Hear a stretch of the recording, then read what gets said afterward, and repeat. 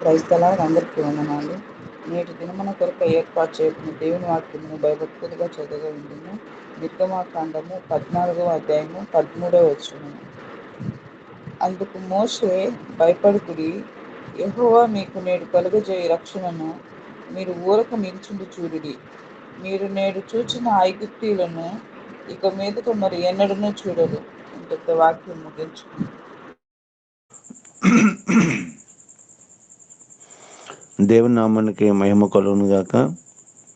ఈ ఉదయకాల సమయంలో యూసువ టీంకు, అదేవిధంగా కమిటీకి నడిపిస్తున్న సేవకులు నిత్య గారికి కూడా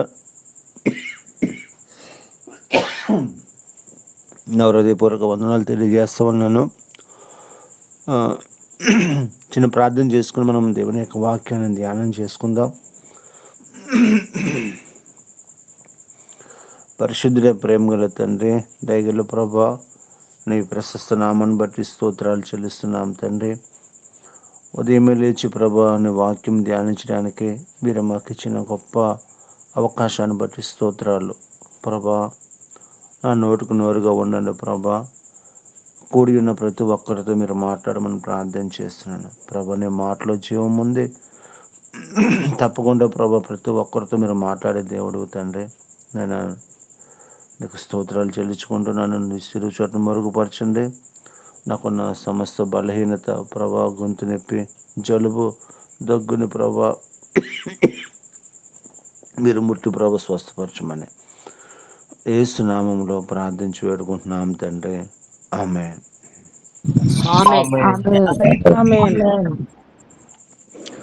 ప్రభునందు ప్రియులరా, మరొకసారి యూసుఫ్ టీంకు, కమిటీకి నా హృదయపూర్వక వందనాలు తెలియజేస్తా ఉన్నాను.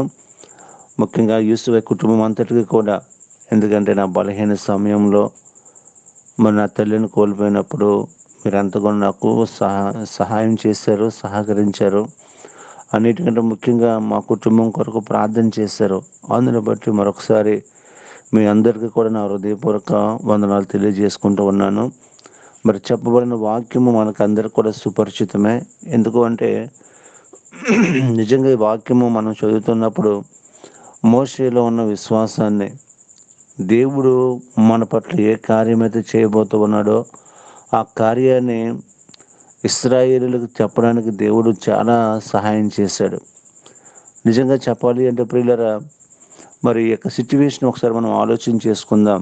ఎందుకంటే వాళ్ళు ఐగుప్తు దేశంలో ఇంచుమించు 430 సంవత్సరాలు బానిసలుగా ఉన్నారు వాళ్ళు. ఆ శ్రమను దేవుడు చూసి మోషేని పంపించినప్పుడు మోషే వారిని బయటికి తీసుకురావాలి. కనుక మోషే ఎప్పుడు కూడా తన ప్రయత్నం చేసేవాడు కాదు. మోషే ఎవరి మీద ఆధారపడేవాడు అంటే దేవుని మీద ఆధారపడేవాడు. ప్రభా వెళ్ళమంటావంటే దేవుడు వెళ్ళమని చెప్పినప్పుడు మోషే వెళ్ళినప్పుడు అక్కడ 10 అద్భుత కార్యాలు, 10 సూచక క్రియలు దేవుడు జరిగిస్తూ ఉంటాడు. అవన్నీ కూడా మనకు అందరూ కూడా తెలిసిందే. కనుక అంత గొప్ప కార్యాలు దేవుడు చేసినప్పుడు ఎట్టి పరిస్థితుల్లో కూడా ఫరో అనే రాజు ఐగుప్తులను క్షమించండి ఇశ్రాయేలును పంపడానికి ఇష్టపడేవాడు కాదు. కనుక దేవుడు మరి ఫరో హృదయాన్ని కూడా కఠినము చేసిందని దేవుని వాక్యం మనం చదువుకోవచ్చు. కనుక అటువంటి కఠినమైన హృదయాల నుంచి తన ప్రజలను దేవుడు బయటికి తీసుకొస్తున్న సమయంలో ప్రియులారా, మరి వారు అరణ్యంలో నడుస్తూ ఉన్నారు, ఎడారిలో నడుస్తూ ఉన్నారు. కనుక వారు బయటకు వచ్చినప్పుడు పెద్ద సమూహంగా వాళ్ళు బయటకు వస్తూ ఉన్నారు. ఆ సమయంలో మరి ఫరో మరి వారిని ఎట్లాగైనా సరే తిరిగి బానిసలుగా చేసుకోవడానికి, లేకపోతే వారిని మళ్ళా ఐగుప్తు దేశం తీసుకొచ్చి వాళ్ళతో పని చేయించుకోవడానికి, వెట్టి సాకరీ చేయించుకోవడానికి మరి చివరి వరకు కూడా ప్రయత్నం చేస్తూనే ఉన్నాడు.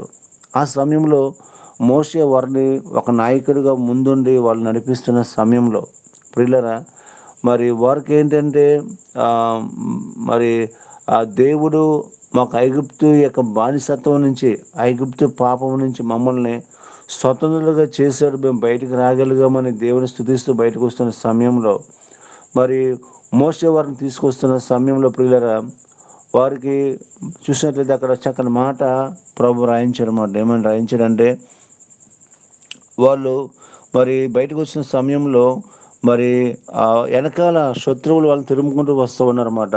అనగా ఐగుప్తీయులు ఫరో సైన్యము రథాలు ఏం చేస్తున్నాయంటే మరి ఇశ్రాయేలును తరుముకుంటూ వస్తూ ఉన్నాయి. వారిని తిరిగి బానిసలుగా చేసుకోవడానికి కావచ్చు, వాళ్ళు చంపడానికి కావచ్చు, ఏదైనా వాళ్ళు మరి గొప్ప ప్రయత్నం చేస్తూ ఉన్నారు. కనుక ఆ సమయంలో ప్రియులారా వారు ఏం చేశారంటే కనులెత్తి ఐగుప్తులను చూశారు. కనులెత్తి ఐగుప్తులను చూసినప్పుడు వాళ్ళు మోషే మీద తిరుగుబాటు చేస్తూ ఉంటారు అన్నమాట. మోషే, మాకు ఐగుప్తు దేశంలో సమాధులు లేవనా, మమ్మల్ని తోడుకొచ్చావని ఆ సిచ్యువేషన్ ఒకసారి మనము ఇమేజ్ చేసుకుంటూ మనం చూసుకున్నట్లయితే మోషే మీద తిరుగుబాటు చేస్తారు వాళ్ళు. అంటే దేవుడు చేసిన కార్యాలు మర్చిపోయి దేవుడు మరి వారికి భయంకరమైన 10 తెగులు రప్పించి వారిని బయటకు తీసుకొచ్చినప్పుడు అప్పుడు కూడా దేవుని కార్యాలు వాళ్ళు చూస్తూ ఉన్నారు. కానీ అయినప్పటికీ కూడా వాళ్ళు ఎటువంటి మార్పు చెందకుండా నాయకుడైన మోషే మీద తిరుగుబాటు చేస్తున్న సమయంలో మోషే వాళ్ళని ధైర్యపరుస్తున్న విధానాన్ని బట్టి మనము చాలా సంతోషపడాలి.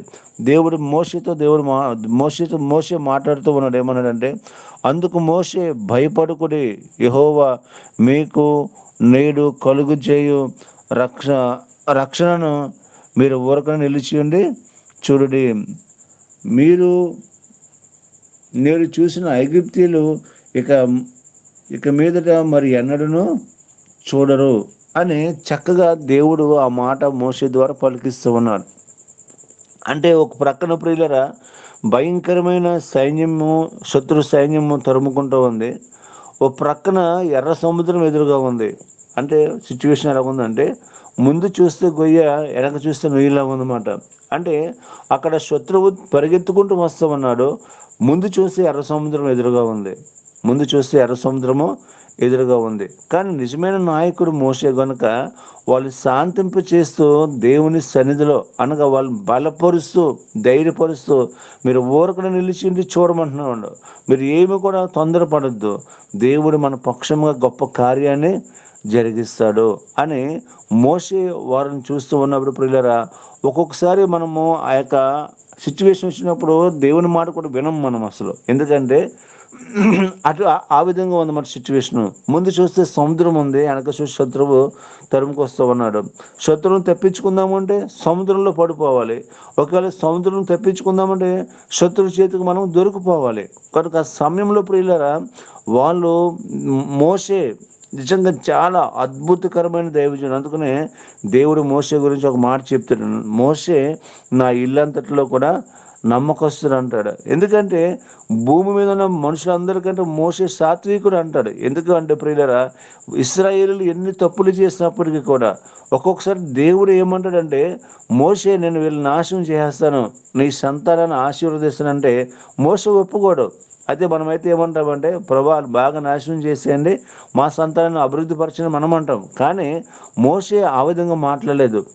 ఏమన్నాడంటే, ఒకవేళ వారు కనుక నువ్వు అపాయం తలపెడితే జీవగ్రంథం నుంచి నా పేరును తీసేయమంటాడు. ఆ విధంగా మోసే వారికి అడ్డంగా వెళ్ళిపోతూ ఉంటాడు అనమాట. వాళ్ళని సేవ్ చేయడానికి, వాళ్ళని రక్షించడానికి, లేకపోతే వారిని కానాన్ని నడిపించడానికి ఎన్నిసార్లు మోసే మీద తిరుగుబాటు చేసినప్పుడు కూడా మోసే వారిని క్షమించి ముందుకు తీసుకెళ్తూ ఉండే సమయాలు మాట ఇవన్నీ కూడా. అటువంటి పరిస్థితుల్లో ప్రియులరా మోసే కూడా దేవుడి మీద ఉన్న విశ్వాసం, ఎందుకంటే దేవుడు వెళ్ళమన్నాడు వెళ్ళాను, దేవుడు తీసుకురమ్మన్నాడు తీసుకొచ్చాను. కనుక వీరు దేవుని ప్రజలు కనుక వీరి పక్షంగా దేవుడే బాధ్యత తీసుకుంటాడు. ఒకవేళ తొందరపడినప్పటికీ కూడా నా మీద తిరుగుబాటు చేసినప్పటికీ కూడా వీరి పట్ల దేవుడు తప్పకుండా కార్యాన్ని జరిగిస్తాడనే విశ్వాసము మోషేకు ఉంది, కానీ ఇశ్రాయేలుకి అంత మాత్రం కూడా లేదన్నమాట. కనుక మోషే మీద తిరుగుబాటు చేస్తున్న సమయంలో దేవుడు మోషేని ఏర్పాటు చేసుకుని మోషే ద్వారా పలికిస్తున్న మాట, మీరు ఊరకనే నిలిచి ఉండి చూడండి. ఇక చూస్తున్న ఐగుప్తీయులను మీకు అన్నట్టు కూడా మీరు చూడరు అని దేవుడు మోషే ద్వారా పలికిస్తూ ఉన్నాడు. కానీ ప్రియులరా ఆ సమయంలో దేవుడు చక్కని మాట కింద అంటాడు, ఏమంటాడంటే, యెహోవా మీ పక్షమున యుద్ధము చేయను, వారు ఊరకనే నిలిచి ఉండవాలని ప్రజలతో చెప్పాను. నిజంగా చెప్పాలంటే ప్రియులరా అక్కడ మోషే వాడుతున్న మాట ఏంటంటే, యెహోవా మీ పక్షమున ఏం చేస్తాడండి, యుద్ధము చేయను. నిజంగా ప్రియులరా, ఈ పారాగ్రాఫ్ లేకపోతే ఈ యొక్క వాక్యాన్ని మనము అన్వయించుకుంటే మన జీవితంలో కూడా నిక్ ఆఫ్ మూమెంట్ వచ్చే వరకు కూడా దేవుడు తన కార్యం చేయడం ఆపేస్తాడు ఒక్కొక్కసారి. ఎందుకంటే దేవుని నమ్ముకున్నప్పటికీ కూడా, దేవుని మనం కలిగి ఉన్నప్పటికీ కూడా, దేవుని మార్గంలో మనం నడుచుకుంటున్నప్పటికీ కూడా ఒక్కొక్కసారి దేవుడు నా ప్రార్థన ఆలకిస్తున్నాడా, లేకపోతే నా విజ్ఞాపన వింటూ ఉన్నాడా, ఒకవేళ దేవుడికి నేను ఇష్టం లేదేమో, లేదా దేవుడు నా పట్ల కార్యం చేయడేమో అని ఒక్కొక్కసారి మనము కూడా ఇశ్రాయేలులాగా ఏం చేస్తామంటే తిరుగుబాటు చేసే ప్రజలుగా మనం ఉంటాం. కానీ దేవుడు చక్కని మాట చెప్తూ ఉన్నాడు, అక్కడ మీ పక్షముగా దేవుడు ఏం చేస్తాడండి, యుద్ధము చేస్తాడు. ఎందుకంటే మనము దేవుని ప్రజలమండి. మనము దేవుని రక్తం చేత ఆయన సంపాదించుకున్నాడు మనల్ని. ఎందుకంటే ఆయన స్వాస్యం మనం. కనుక ప్రియులరా, నన్ను విడిపించడానికి ఏం చేశాడు అంటే కలువరి సిలువలో తన యొక్క రక్తాన్ని మన కొరకు ఆయన కార్చిన గొప్ప దేవుడు. ఆయన మన కొరకు వెల చెల్లించాడు ఆయన. ఎందుకంటే లోకములు ఎవ్వరు కూడా చెల్లించలేని వెల, అమూల్యమైన రక్తం, నిష్కలంకమైన రక్తం, గొర్రె పిల్ల వంటి క్రీస్తు రక్తం చేత మీరు విమోచింపబడుతున్న మీరు ఎరుగురా అంటాడు పేతురు రాసిన మొదటి పత్రికలోని. అనగా మనల్ని ఆయన వెలపెట్టి కొన్నాడు, ఆయన వెలపెట్టి సంపాదించుకున్నాడు. ఆయన సొత్తైన ప్రజలం మనము, ఆయన మేపే గొర్రెలం మనము.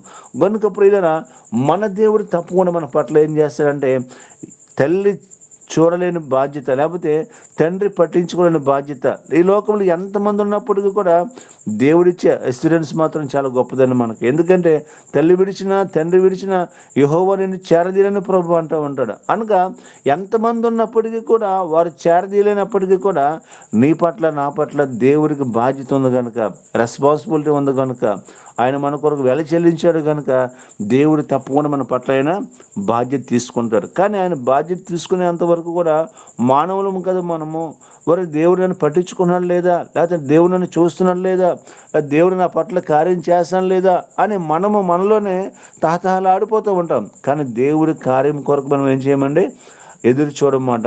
ఒక విషయంగా చెప్పాలంటే, ఒక చిన్నది చనిపోతే చాలా గొల్లు చేయవాళ్ళు అక్కడ చాలా మంది ఉంటారన్నమాట. చాలా మంది ఉన్నప్పుడు ప్రియులరా, దేవుడు ఏమంటాడంటే నాకు స్థలం అంటాడు ఆయన. అంటే దేవునికి అక్కడ స్థలం ఇస్తే ఆ చిన్నది ఏం చేస్తుందండి, బ్రతుకుతుంది. అంటే దేవుడు మనలో కార్యం చేయడానికి మనం ఏమివ్వాలంటే స్థలం ఇవ్వగలగాలి మనం. కానీ మనం స్థలం ఇవ్వకుండా దేవుడు నా పట్ల కార్యం చేయడం లేదు, దేవుడు అది చేయడం లేదు, ఇది చేయడం లేదని మనం నిందించుకుంటూ ఉంటాం. ఒక్కొక్కసారి మనమే వాపోతూ ఉంటాం. కానీ ప్రియులరా, దేవుడు గొప్ప కార్యం చేయడానికి ఆయన ఎప్పుడు కూడా సిద్ధంగా ఉన్నాడు మన జీవితంలోనే. కొన్ని ఇశ్రాయేలు చూడండి, వారు ప్రియులరా తిరుగుబాటు చేసే ప్రజలైనప్పటికీ కూడా, వారు మోషే మీద గొనుక్కున్నప్పటికీ కూడా, మోషే మీద తిరుగుబాటు చేసిన ప్రజలైనప్పటికీ కూడా దేవుడు మాత్రం వారు విడిచిపెట్టలేదండి. ఎందుకంటే యెహోవా దేవుని యొక్క స్వాస్థ్య జనాంగం వారు, దేవుని ప్రజల వాళ్ళు. ఎందుకంటే వారిని విడిపించడానికి దేవుడే దిగి వచ్చాడు. దేవుని యొక్క సేవకుడైన మోషేని పంపించాడు. కనుక వారు ఎంత దౌర్భాగ్యులైనప్పటికీ కూడా, ఎంత దుర్మార్గులైనప్పటికీ కూడా వారి పట్ల దేవుని కృప మాత్రము, దేవుని కనుదృష్టి మాత్రము నిలిచి ఉంటుంది అన్నమాట. దేవుడు తన కార్యాన్ని జరిగిస్తూనే ఉన్నాడు. కనుక ప్రియులరా, మన జీవితంలో ఆయనకు సమయం ఇచ్చే వరకు కూడా మనము ఎదురు చూడాలి. అప్పుడు గొప్ప కార్యాలు దేవుడు జరిగిస్తాడు. ఇంకొక విషయం నేను చెప్తాను, లాజరు గురించి ఒక మాట చెప్తాను నేను. ఇవన్నీ కూడా బైబిల్ గ్రంథంలో ఉన్నాయి, మరి టైం సరిపోదు కనుక నేను చెప్తూ ఉన్నాను. లాజరు కూడా చనిపోయి 4 దినాలు అయిపోతూ ఉంటుంది. అంటే లాజరు రోగి అయి ఉండగానే దేవునికి తెలుసు. కానీ దేవునికి ఆ మాట తెలిసినప్పుడు దేవుడు తన పరిచయం ఆపేసి లాజరు దగ్గరికి రాలేదండి. ఎందుకంటే లాజరు మరి రోగి అన్నాడా, వెళ్దాం మనం ఆ ప్రాంతానికి వెళ్దాం మనం, దేవుడు అంటాడుగా. అని ప్రియులారా, ఆయన మరి రోగి అన్నప్పుడు కూడా దేవుడు ఏం చేస్తున్నాడు, తన పరిచయం ఆయన కొనసాగిస్తూనే ఉన్నాడు. ఆయన సేవను ఆయన చేస్తూనే ఉన్నాడు, ఆయన సువార్త ఆయన చేస్తూనే ఉన్నాడు ఆయన. కానీ ప్రియులారా, దేవుడు ఎప్పుడు వచ్చాడు అంటే లాజరు చనిపోయిన తర్వాత 4 దినాలకు దేవుడు ఆ ప్రాంతానికి వచ్చాడనమాట. కనుక ప్రియులారా, బాగా గమనిద్దాం మనము, లాజరు రోగి ఉన్నప్పుడు యేసు ప్రభు రాలేదు అక్కడికి. లాజరు చనిపోయిన తర్వాత ఒక దినము దేవుడు అక్కడ రాలేదు. లాజరు చనిపోయిన తర్వాత 4వ దినాన్ని యేసు ప్రభు ఏం చేశాడంటే ఆ యొక్క గ్రామానికి వచ్చాడు. కనుక ప్రియులారా అప్పుడు అంటుంది మార్త, ప్రభా నువ్వు కనుక ఇక్కడికి వచ్చుండే నా తమ్ముడు చనిపోయి ఉండేవాడు కాదు ప్రభా అంటే, దేవుడు ఒక మాట చెప్తున్నాడు, మార్త నువ్వు నమ్మితే దేవుని యొక్క మహిమను చూస్తావని దేవుడు చెప్తూ ఉన్నాడు. నిజంగా ప్రియులారా నమ్ముచున్నాను ప్రభా, పునరుద్ధానం మందు వేస్తాడని నమ్ముతున్నాను అంటారు కదా, కానీ ఇప్పుడు నువ్వు నమ్మితే దేవుని యొక్క మహిమను చూస్తామన్నాడు. ప్రియులారా యేసు ప్రభు కూడా లాజరు చనిపోయినప్పుడు కన్నీరు కార్చాడు. కానీ లాజరు ఎక్కడ ఉన్నాడంటే, అయ్యా చనిపోయాడు, 4 రోజులు అయిపోతుంది సమాధి చేసి, ఇంకా కుళ్ళుకంపు కొడతాడంటే, లేదు లేదు మనం సమాధి దగ్గరికి వెళ్దామంటాడు దేవుడు. సమాధి దగ్గరికి వెళ్తూ ఉన్నప్పుడు ప్రియులారా నేను అంటాను కదా, ఆ ప్రాంతంలో ఉన్న ప్రజలు యేసు ప్రభుతో రాలేదా? ఆ ప్రాంతంలో ఎంతమంది అయితే ప్రజలు ఉన్నారో వారందరూ కూడా సమాధి దగ్గరికి రాలేదా? కనుక ప్రజలందరూ చూస్తుండగానే దేవునికి మహిమ ఏంటి అక్కడ దేవుడు కనపరుచుకున్నాడు. దేవునికి స్తోత్రం. నిజంగా ప్రియులారా ఆ యొక్క మహిమ ఏంటంటే ఈ లోకంలో ఎవ్వరు చేయలేని గొప్ప కార్యం అది. చనిపోయిన తర్వాత 4 రోజులు అయిపోయిన తర్వాత కుళ్ళు కప్పు కొడుతున్న శవాన్ని దేవుడు ఏం చేశాడంటే బిగ్గరగా లాజరు బయటికి రమ్మని బిగ్గరగా పిలవగానే ప్రియులారా లాజరు బయటికి రావడం అనేది జరిగింది. సజీవుడిగా వచ్చాడండి. మృతుడైన లాజరు ప్రియులారా సమాధి చేయబడ్డాడు, కానీ దేవునికి వాక్కు సెలవిచ్చినట్లుగా లాజరు బయటికి రమ్మని కానీ ప్రియులారా ఆ మాట విన్న ఆ మాటలో ఉన్న శక్తి, ఆ మాటలో ఉన్న రేమ, ఆ మాటలో ఉన్న విశ్వాసం ఏం చేసిందంటే లాజరును ప్రియులారా పైకి లేపి బయటికి తీసుకొచ్చిందండి. ఎందుకంటే అప్పుడు ప్రజలందరూ కూడా నమ్మారు. ఎందుకంటే ప్రియులారా ఒకవేళ చిన్న జ్వరం వస్తే యేసు ప్రభువా మీరు ముట్టి స్వస్థపరచండి ఆమేనని కానీ జ్వరం తగ్గిపోవచ్చు, గొప్ప కార్యం అది. రెండవదిగా ప్రియులారా ఒకరు వాంతులు విరోచనలు అయితే కనుక చిన్న ప్రార్థన చేసి తగ్గిపోవచ్చు, కానీ చనిపోయిన వారిని లేపడం అనేది ఇంపాసిబుల్. అది దేవునికి ఒక్కరికే సాధ్యం అన్నమాట. అంటే దేవుడికి మనం స్థలం ఇవ్వగలిగితే, దేవుడికి మనం స్థానం ఇవ్వగలిగితే దేవుడు గొప్ప కార్యాన్ని చూస్తాడు. అక్కడ ఉన్న ప్రజలందరూ కూడా యేసు ప్రభువునందు విశ్వాసం ఉంచారు. అక్కడ ఉన్న ప్రజలందరూ కూడా యేసు ప్రభునందు విశ్వాసం ఉంచారండి. కనుక ప్రభునందు ప్రియమైన దేవుని బిడ్డలారా ఇక్కడ కూడా ప్రియులారా దేవునికి అవకాశం లేకుండా అనగా మోషే మీద తిరుగుబాటు చేయడం ప్రారంభిస్తున్నప్పుడు మోషే అంటూ ఉన్నాడు, లేదు లేదు దేవుడు మన పక్షంగా గొప్ప కార్యాన్ని చేస్తాడు. ఇదే మాట మన జీవితంలో కూడా ఒకవేళ నిస్సహాయంగా మనం ఉన్నామా, నిస్థితిలో మనం ఉన్నామా, లేకపోతే దేవుని నమ్ముకున్నప్పటికీ కూడా నాకు ఉద్యోగం లేదు, నాకు అది లేదు ఇది లేదు, దేవుడు నన్ను చిన్న చూపు చూశాడు అని అనుకుంటున్నామా, లేదు లేదు దేవుడు మన పట్ల గొప్ప కార్యాన్ని జరిగిస్తాడైనా. దేవుడు గొప్ప కార్యాన్ని చేస్తాడు. మనల్ని విడిచిపెట్టేవాడు కాదు ఆయన. నిజంగా చెప్పాలంటే మనమే ఆయన విడిచిపెట్టేస్తూ ఉంటాం. మనమే దినదినం కూడా ఒక్కొక్కసారి ప్రార్థన చేయకుండా గడిచిపోతూ ఉంటాయి. మన జీవితంలో బైబిల్ చదవకుండా గడిచిపోతూ ఉంటుంది. అయినప్పుడు కూడా ప్రార్థన చేయడం కూడా బిజీ అయిపోతూ ఉంటాం మనం. అయినప్పుడు కూడా దేవుడు మనల్ని విడిచిపెట్టేవాడు ఎంత మాత్రం కూడా కాదు. బయటికి వెళ్తున్నప్పుడు కూడా కనీసం చిన్న ప్రార్థన చేసుకోం మనం. అయినప్పుడు కూడా దేవుడు క్షేమంగా తీసుకెళ్తున్నాడు, క్షేమంగా తీసుకొస్తున్నాడు. ఎందుకంటే దేవుడు మన పట్ల ఎంతో రెస్పాన్సిబిలిటీ పే చేస్తూ ఉన్నాడు అనే విషయం తప్పకుండా మనము గుర్తుంచుకోవాలి. కనుక ప్రియులరా ఆ సమయంలో ప్రియులరా ఆయన చెప్తున్న మాట ఏంటంటే దేవుడు మన పక్షంగా ఏం చేస్తాడండి, యుద్ధం చేస్తాడు. మీరు కామ్గా ఉండండి. దేవుడు చేసే కార్యం కొరకు ఏం చేయాలి, మీరు ఎదురు చూడమని ప్రభు చెప్తూ ఉన్నాడు. నిజమే, మన జీవితంలో కూడా దేవుడు చేసేంత వరకు కూడా మనం ఎదురు చూడడమే. అంటే కామ్గా ఉండమని దాని అర్థము నేను అంటాను కదా, వారు కూడా ప్రార్థన చేస్తున్నారేమో, ప్రభా వెనకాల శత్రువు వస్తూ ఉన్నాడు, ముందు ఎర్ర సముద్రం ఉంది, నీవే యొక్క గొప్ప కార్యాన్ని జరిగించండి ప్రభా, లేకపోతే నువ్వే గొప్ప కార్యం చేయండి ప్రభా, నీ యొక్క మహత్కార్యాన్ని మేము చూడాలని ఆశపడుతున్నాం ప్రభా అని వారు కూడా ప్రార్థన చేసి ఉండవచ్చు. గనుక ప్రభునందు ప్రియులారా మోషే అంటూ ఉన్నాడు, దేవుడు మన పక్షంగా ఏం చేస్తాడండి, యుద్ధము చేస్తాడు. కనుక ప్రియులారా అక్కడ మోషే వెళ్ళి ఏం చేస్తాడంటే ప్రార్థన చేస్తాడు. ఏమని ప్రార్థన చేస్తాడంటే, ప్రభా ఈ ప్రజలు చూస్తుంది ఆమె తిరుగుబాటు చేస్తున్నారు, ముందు చూస్తే ఎర్ర సముద్రం ఉంది, ఏం చేయమంటావంటే ప్రభు చెప్తున్న మాట, మోషే నాకు మొరపెట్టినలా ఇదిగో నీ చేతిలో ఉన్న కర్రను ఎర్ర సముద్రం వైపు చాచు అని. కానీ ప్రియులరా నిజంగా దేవుడు ఆ మోషేతో మాట చెప్పినప్పుడు ఎర్ర సముద్రం మీద కర్రను చాచినప్పుడు ప్రియులరా ఎర్ర సముద్రము పాయలవడము చూస్తున్నాం మన జీవితము. నిజంగా చెప్పాలంటే గొప్ప కార్యం అది. నిజంగా ప్రియులారా, లోకములు ఏ ఒక్కరు చేయలేని గొప్ప కార్యము. ఎందుకంటే ఎర్ర సముద్రము చేపెట్టినప్పుడు ప్రియులారా, ఎర్ర సముద్రము పాయలుగా చేయబడుతూ ఉంటుంది. నిజమే, నా దేవునికి మన దేవునికి మనము అవకాశం ఇవ్వగలిగితే, మన దేవునికి మనము ప్రార్థన చేయగలిగితే, ఎర్ర సముద్రం లాంటి సమస్యలు అయినప్పుడు కూడా దేవుడు విశాలతనైనా కలుగు చేసే దేవుడు. చనిపోయిన వారి కుటుంబంలో దేవుడు విశాలతను కలుగు చేశాడు ఆయన. ఎందుకు అంటే ప్రియులరా, మరియ మార్త కుటుంబాన్ని దేవుడు ఎంతగానో ప్రేమించాడు. ఆయన లాజర్ని ఎంతగానో ప్రేమించాడు. కానీ ప్రేమించిన దేవుడు విడిచిపెట్టలేదు. చనిపోయిన లాజర్ను బ్రతికించిన దేవుడు. ఇక్కడ కూడా ఇశ్రాయేలు కొరకు ఏం చేశాడంటే ఎర్ర సముద్రాన్ని దేవుడు పాయలు చేశాడు. ప్రియులరా, ఎర్ర సముద్రాన్ని పాయలు చేసినప్పుడు ప్రియులరా, వారు ఆ ఎర్ర సముద్రం నుంచి నడుచుకుంటూ వెళ్తా ఉన్నారు ఆరిన నేల మీద.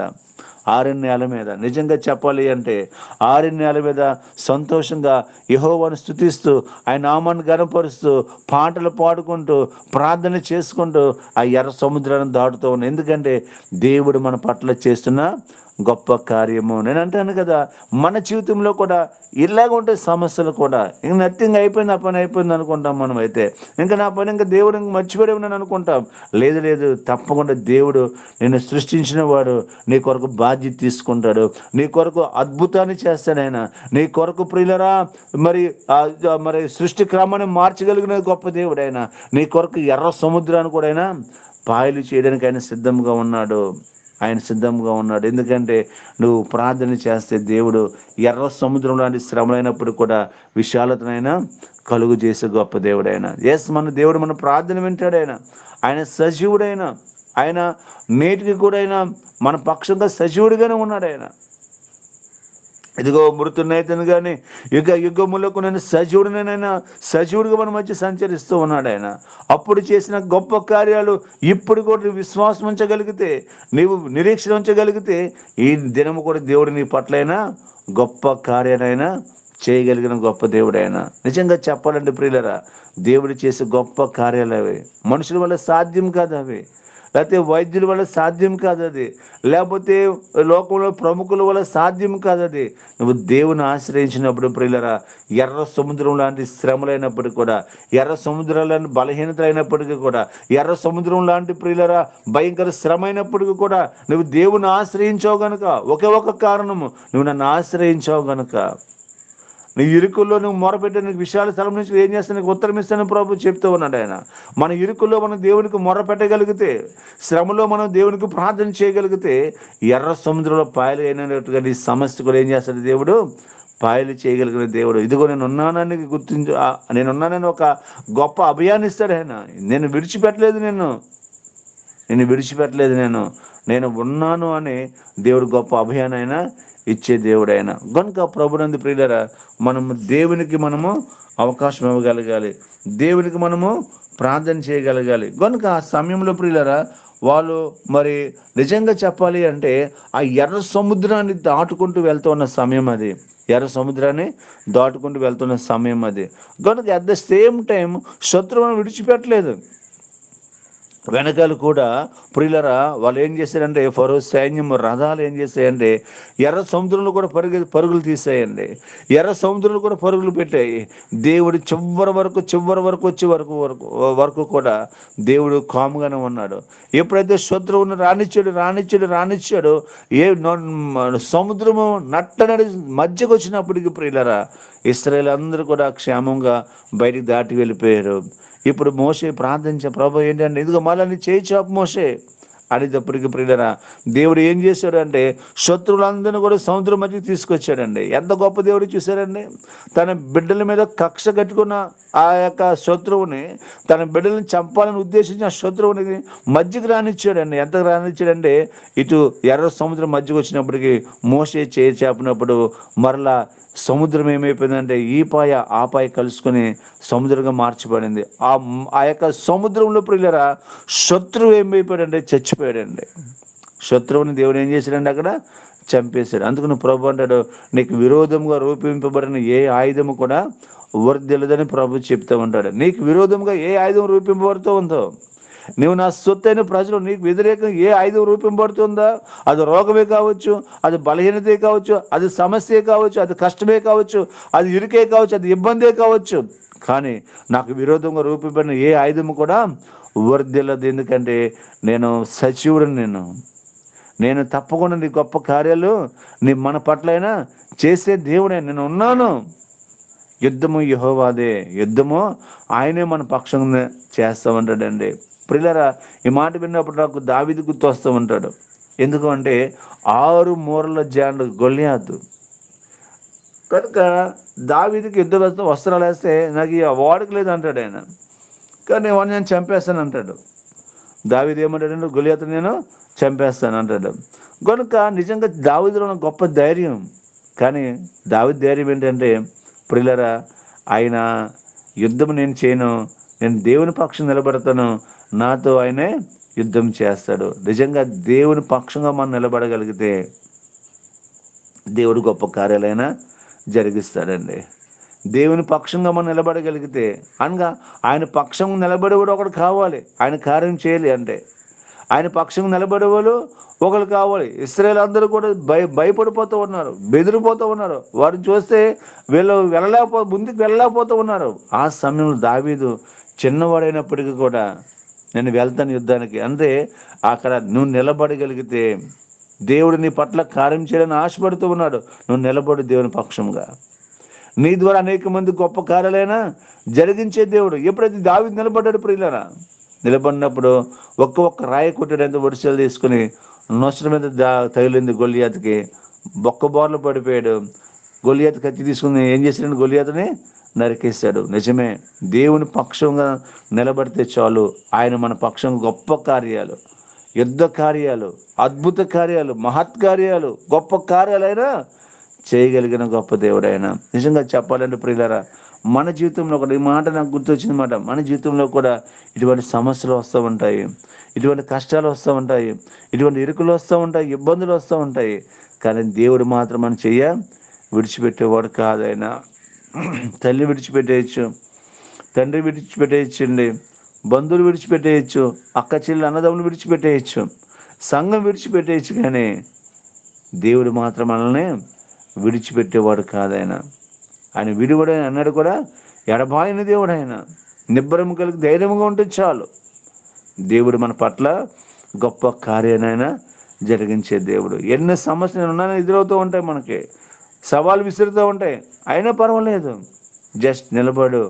నువ్వు నిలబడితే చాలు, దేవుడు ఇక్కడ చూస్తున్న శత్రువు నీకు అన్నట్టు కూడా చూడమని చెప్పారు. నిజమే ప్రియులరా, ఐగుప్తీయులు ప్రియులరా, ఆ సమయంలో వాళ్ళు తరుముకుంటున్న సమయంలో దేవుడు చెప్పినట్టుగా ఇక వాళ్ళు ఎదుర్కోలేదండి. కారణం ఏంటంటే దేవుడు వారిని నట్టనడి సముద్రంలో, ఎర్ర సముద్రంలో ముంచేశాడు ఆయన. నీ యొక్క సమస్యను కూడా ఆ విధంగానే ఈ సమస్యను కూడా ప్రియులరా ఆ విధంగా నేను ఏం చేయగలను, తీసివేయడానికైనా గొప్ప సమర్థుడైన ఆయన దేవుడైన, ఆయన సజీవుడైన, మన ప్రార్థన ఆలకించే దేవుడైన. నిజంగా ప్రియులరా, ఆనాడు మోషే మీద తిరుగుబాటు చేశారు, కానీ మోషే మాట మళ్ళా వినడం వాళ్ళు కారణం ఏంటంటే ప్రియులరా, దేవుడు మోషే అనేది ఎన్నుకున్నాడు కనుక దేవుడు తప్పకుండా వారిని ఏం చేశాడంటే మోషే ద్వారా వారిని నడిపించాడు. నిజంగా చెప్పాలంటే ఈ మాట నాకు చదువుతున్నప్పుడు జ్ఞాపకం వచ్చింది ఏంటంటే, మన టీం కూడా, ఈ యూసుఫే టీం కూడా ప్రియులరా, చక్కని నాయకులు మనకున్నారు. మరి వినీత్ సార్ గారు ఎంతో రెస్పాన్సిబిలిటీ, అలాగే కమిటీ ఎంతో రెస్పాన్సిబిలిటీ. ఇది దేవుని పని అని వాళ్ళని ముందు నిలబడుతూ ఉన్నప్పుడు సంఘం అంతా కూడా వాళ్ళు ఏం చేస్తారండి, చక్కగా ఫాలో అవుతున్నారు. ఎందుకంటే వారికి మంచి ఆహారం జరుగుతూ ఉంది ఆత్మీయంగా. ప్రియులరా, వారికి ప్రార్థనలు జరుగుతూ ఉన్నాయి, వారి సమస్యలతో మనం ప్రార్థన చేస్తూ ఉన్నాము, వారి ఇరుకుల్లో మనం ప్రార్థన చేస్తున్నాము, వారి ఇబ్బందులు మనం ప్రార్థన చేస్తున్నాము, వారి ఇంట్లోకి వెళ్ళి మనం ప్రార్థన పెడుతూ ఉన్నాము, ఎవరికైనా ప్రార్థన కూడి కావాలని మనం వెళ్ళి చక్కనగా ప్రార్థన పెడుతూ ఉన్నాము. నిజంగా చాలండి, ఇది చాలు. ఎందుకంటే ప్రియులరా, దేవుడు మనకు అప్పగించిన పని మనము శక్తి లోపం లేకుండా మనము చేయగలుగుతూ ఉన్నాము. నిజంగా అనేక గ్రామాలకు వెళ్తూ ఉన్నాం, మనము దేవుని యొక్క సువార్తను ప్రకటిస్తూ ఉన్నాం. మనం నిజంగా గొప్ప అద్భుతం మాట. ఎందుకంటే ప్రియులరా, నాయకులు చక్కగా ఉంటే ప్రియులరా, చక్కగా ఆ యొక్క సహవాసం కూడా చాలా చక్కగా ఉంటుంది. అదేవిధంగా నాయకులు దేవునితో నడిస్తే ప్రియులరా, అంటే నేను అంటాను కదా, మోషే కూడా దేవునితో నడిచాడండి. మోషే కూడా దేవునితో నడిచాడు. నిజంగా చెప్పాలి అంటే మోషే చాలా సాత్వికుడైన, చాలా దీనుడైన, కానీ ప్రతి మాట కూడా ఆయన అంటాడు, ఏమంటాడంటే మోషే మాట చొప్పున యెహోవా చేసిన అంటాడు ఆయన. నిజంగా నిజంగా చెప్పాలంటే యెహోవా మాట చొప్పున మోషే అంటే, ఒక విధంగా చెప్పాలి అంటే దేవుని మాట ఏదైతే ఉన్నదో ఆ మాట మోషే చేస్తూ ఉండేవాడు అన్నమాట. యెహోవా మాట చొప్పున మోషే చేశాను అంటే, దేవుడు ఏ మాట చెప్తే ఆ మాట మోషే చేస్తూ ఉండేవాడు కనుక దేవుడు గొప్ప కార్యాలైన జరిగిస్తూ వచ్చాడు. అట్లాగే మన టీం ద్వారా కూడా దేవుడు గొప్ప కార్యాలు జరిగిస్తూ ఉన్నాడు. చూడండి, ఎక్కడెక్కడో ఉన్న వారిని ఒక గూగుల్ మీట్ ద్వారా ఏర్పాటు చేసి ఉదయమే లేచి ఏమండి చక్కగా ప్రార్థన, పాట, వాక్యము. ఎందుకన్నా బిడ్డలు ఎప్పుడు కూడా దినచర్య ప్రారంభించే ముందు ప్రార్థన చేయాలి. దినచర్య ప్రారంభించే ముందు వాక్యం వినాలి. వారి జీవితాలు బాగోవాలి, వారు ఆధ్యాత్మికంగా ఎదగాలి, వాళ్ళు ఆధ్యాత్మిక బలం పొందుకోవాలి, వారు దేవునికి సాక్షులుగా ఉండాలన్న గొప్ప ఉద్దేశం మాట, గొప్ప నిశ్చయిత. నిజంగా చెప్పాలి అంటే ప్రియులరా, మోషే వంటి నాయకులను దేవుడు మనకి అనుగ్రహించాడు. నిజంగా చెప్పాలి అంటే వారు చెప్తున్న వాక్యాలు మనం వింటే చాలండి, వారు చేసిన ప్రార్థన మనం చేయించుకుంటే చాలండి ప్రియులరా. వారితో పాటు కూడా మనం కూడా ఏం చేయాలండి, ప్రార్థన చేయగలగాలి. కనుక ఆ విధంగా మన టీమును దేవుడు కొనసాగిస్తూ ఉన్నాడు. చూడండి, మోసే మాట నిజంగా చెప్పాలంటే ఇక చూస్తున్న శత్రువు, ఎందుకంటే దేవుడు మన పట్ల కార్యం చేయడం ప్రారంభిస్తే నువ్వు శత్రువుని చూడవు, నువ్వు ఇంకా ఆ సమస్యను ఎదుర్కోవు. ఇంకా ఒకవేళ ఎదుర్కొన్నప్పుడు కూడా దేవుడు నాకు యజమానుడిగా ఉన్నాడు, ఆయన సమస్యను తీర్చగలిగిన గొప్ప దేవుడు అని ఒక నిశ్చయిత అనేది దేవుడు మనకి అనుగ్రహిస్తాడు. కనుక ప్రభునందు ప్రియమైన దేవుని బిడ్డారా, మన జీవితంలో కూడా ఎదురవుతున్న సమస్య కావచ్చు, మన జీవితంలో ఎదురవుతున్న విడుదలకు కావచ్చు, మన జీవితంలో ఎదురవుతున్న ప్రతి విధమైన దుష్టుడి కార్యం కావచ్చు, అది ఏదేమైనప్పుడు కూడా ఇక చూస్తున్న శత్రువే కన్నడు కూడా చూడవు. ఎందుకంటే దేవుడు మన పక్షం గొప్ప కార్యాలైనా జరిగిస్తూ ఉన్నాడు. శత్రువు మన మీదకి అవకాశం లేదు. ఒకవేళ అవకాశం ఉన్నప్పుడు కూడా శత్రువుని దేవుడు ఎక్కడ ఉంచాడంటే మన పాదాల కింద ఉంచాడండి. దాన్ని త్రొక్కడానికి, అణగద్రొక్కడానికి ప్రజల శత్రువుని దేవుడు ఎక్కడ ఉంచాడంటే మన పాదాల కింద ఉంచాడు. కనుక మన జీవితంలో దేవునికి మనం అవకాశం ఇస్తూ, దేవునికి వాక్యానికి అవకాశం ఇస్తూ, దినదినం కూడా వాక్యంతో మనం ఎదుగుతూ ప్రియులరా, ఎన్ని ఎర్ర సముద్రంలోని కష్టాలైనప్పటికీ కూడా, ఎన్ని ఒడిదుడుకులైనప్పటికీ కూడా, ఎన్ని శ్రమలైనప్పటికీ కూడా వాటిని తప్పించడానికి మన దేవుడు మన పక్షముగా ఉన్నాడు ఆయన. నీవు అవకాశం ఇస్తే నీ పక్షం యుద్ధం చేస్తాడు ఆయన. యుద్ధమే చేయగలిగిన గొప్ప దేవుడు ఆయన. కనుక దేవునికి అవకాశం ఇద్దాం, మనము దేవుడు చేసే గొప్ప కార్యాలు మనం ఆస్వాదిద్దాము.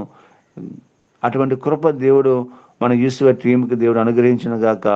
వాక్యం ప్రతి ఒక్కరిని కూడా దేవుడు దీవించిన గాక. ఈ వాక్యం ఇంతటితో ముగిస్తూ ఉన్నాము. ఆ అవకాశం ఇచ్చిన అధ్యక్షుల వారికి నా హృదయపూర్వక వందనాలు. Praise the lord.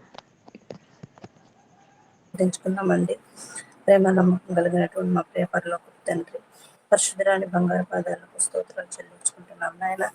తండ్రి, ఏదో గడిచిన దినమంతా నా తండ్రి ఏకరెక్కల చేత మమ్మల్ని భద్రపరిచి కాచి కాపాడి సజీవులుగా ఉంచిన ఆయన ఈ సమయంలో రీతిగా నన్ను ప్రార్థించుకున్నట్టుకు, నీ వాక్యం ధ్యానించుకున్నట్టుకు, మేము స్థుతించుకున్నట్టుకు నైనా మాకు ఇచ్చిన ఈ అవకాశాన్ని బట్టి నీకు వందనాలు. ఈ అవకాశం నా తండ్రి చేయదాచుకున్న వాళ్ళు ఎంతమంది ఉన్నారు నా తండ్రి. నైనా మీరైతే మాకు అవకాశం ఇచ్చారు. మా తప్పులు మేము సరిదిద్దుకున్నట్టుకు మాకు ఇంకొక అవకాశాన్ని మాకు ఇచ్చినందుకు నీకు వందనాలు చెల్లించుకుంటున్నాం నా తండ్రి. నాయన పాటల ద్వారా నిన్ను నాయన స్తుతించున్నాము. వాటి ద్వారా నా తండ్రి నేను ధ్యానించుకుని ఉన్నాము. సహాయం చేసినందుకు నీకు వందనాలు చెల్లించుకుంటున్నాం. నాయన వాక్యం చెప్పిన దాసుని జ్ఞాపకం చేసుకోండి. పరిచర్యను దీవించండి, ఆశీర్వదించండి నా తండ్రి. ఇంకా పరిచర్యలో నా తండ్రి ఇంకా బలపడలాగా సహాయం దయచేయండి. అన్ని విధాలుగాను నా తండ్రి ఈ బిడ్డకు నా తండ్రి సహాయంగా తోడుగా ఉండమని అడుగుచున్నాం. కుటుంబాన్ని నా తండ్రి నన్ను దీవించండి, ఆ వాళ్ళని ఆశీర్వదించండి, ఆదరించమని అడుగుచున్నాం నా తండ్రి. నేను ఏ విధంగా అయితే ఫరోసైనా నడిపించారు నా తండ్రి. అయ్యా ఇదిగో నా తండ్రి, ఏ ఇరుకులు ఏ ఇబ్బందులు లేకుండా నా తండ్రి నాయన ఆ సైన్యాన్ని నడిపించారు నా తండ్రి.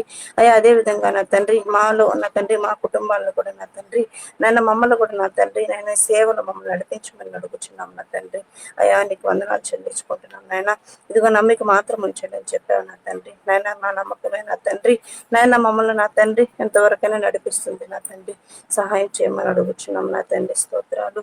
ఇదిగో నా తండ్రి నా తండ్రి ఇంకా నా తండ్రి మీ సేవలో నా తండ్రి నేను బలపడలాగా ఆత్మీయంగా నా తండ్రి నేను ఎదుగుటకు మాకు సహాయం దయచేయమని అడుగుచున్నాం నా తండ్రి. అయా నీకు వందనాలు. వాక్యమును విని నా తండ్రి వదిలిపెట్టే వారంగా కాకుండా నాయన నా తండ్రి వాక్యానుసారంగా మేము జీవించుటకు నాయన కృపను అనుగ్రహించమని అడుగుచున్నాం నా తండ్రి. చేరికూడి వచ్చిన ప్రతి బిడ్డ జ్ఞాపకం చేసుకోండి. చెప్పిన వాక్యం నా తండ్రి అందరి హృదయాలు ఫలించుటకు సహాయం దయచేయమని అడుగుచున్నా తండ్రి. దైవ సేవకులందరినీ కూడా జ్ఞాపకం చేసుకోమని అడుగుచున్నాం నా తండ్రి. ఈ రోజు వాక్యం వినగలుగుతున్నాం అంటే నా తండ్రి నీ బిడ్డలు నా తండ్రి వాళ్ళు ధ్యానించినటువంటి వాక్యం నా తండ్రి మాకు బోధించుచుండగా నా తండ్రి వాళ్ళకు జ్ఞానమును దయచేయమని అడుగుచున్నాం నాయన. ఇంకా నా తండ్రి లోతైనటువంటి మర్మాలు మాకు తెలియజేస్తుండగా నా తండ్రి ఇంకా నా తండ్రి అయ్యా సహాయం దయచేయమని అడుగుచు వాళ్ళ కుటుంబాలు కూడా జ్ఞాపకం చేసుకోమని అడుగుచున్నా తండ్రి.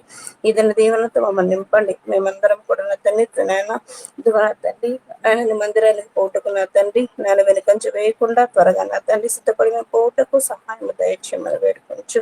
నేను చేసిన ఈ ప్రాంతంలో ఏమైనా తప్పులు ఉంటే దయతో మన్నించమని మీ ప్రియకుమారుడైన యేసయ్య పరిశుద్ధ నామం పేరిట అడిగి వేడుకొంచున్నాం నా తండ్రి.